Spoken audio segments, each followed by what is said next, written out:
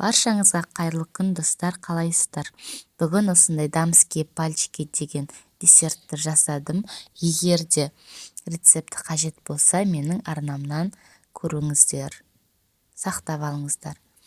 Ең алдымен 200 мг суға 100 грамм сары майымызды салып, баяу отта араластыру арқылы қайнатып аламыз. Қайнаған массамызды оттан алып, оның үстіне 150 грамм ұнымызды салып, тез-тез араластыру керекпіз. Жылдам араластыру арқылы осындай тығыз бізде тесто шықты. Енді осы тестомызды суытамыз.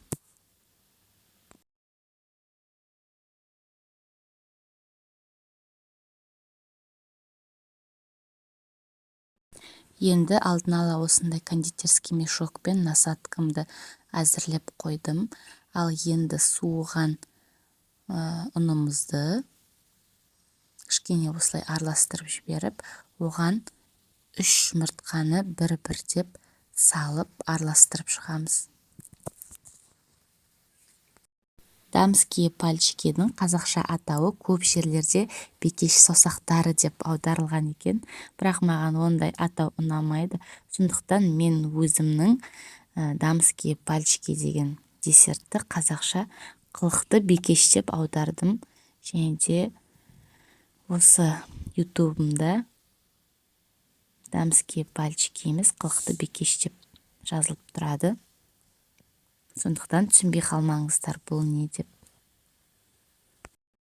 Ал енді достар, менің қамырымды байқап қарасаңыз, әлі де тығыздау және де созылмайтын болғандықтан, мен тағы бір жұмыртқаны қосуды жөн көрдім.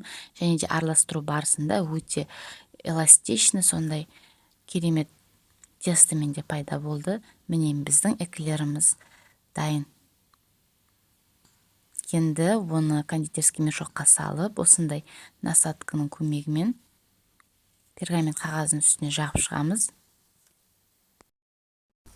Достар, егер де сіздерде насадка болмаса, жай ғана пакеттің көмегі арқылы осындай эклерлер жасауға болады. Және де араларының қатты жақын орналастырмаңыз. Өйткені эклерлер пісу барысында өте үлкен көлемдеге айналады. Міне мен эклерлерім пісіп жатыр, байқап тұрсаңыздар, өте үлкен болып көтеріліп жатыр. Және де осы эклерлердің пісуіне менде 20-25 минуттай уақыт өтті. 180 градуста пісіріп алдым. Міне мен эклерлерім дайын, енді оларды суытып қойдым. Ал енді крем дайындауға кірістім. Ол үшін 300 мг қаймаққа 25% 100 грамм сахарный пудра қосып миксерлеп алдым.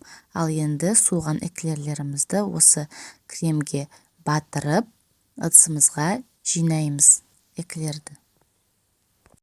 Қаймақтан жасалған крем, байқап тұрсаңыз, сұйықтау болады. Егер де сізге қаймақ ұнамаса, мен описание бөлімінде сливкіден жасалған кремнің рецептімен бөлісіп кетемін.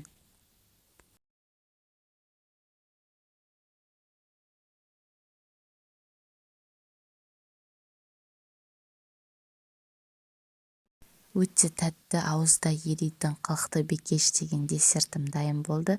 Бетіне қаласаңыздар шоколадтың ұнтағын үккіштен өткізуге немесе шоколадты ертіп, әдемі сызықтар, узорлар жасауға болады шоколадтан бетіне.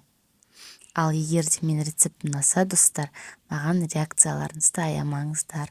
Лайк басып, комментарий жазып кетіңіздер. Және де маған тіркелуге ұмытпаңыздар. Ас болсын, менімен болғандарыңызға көп-көп рахмет.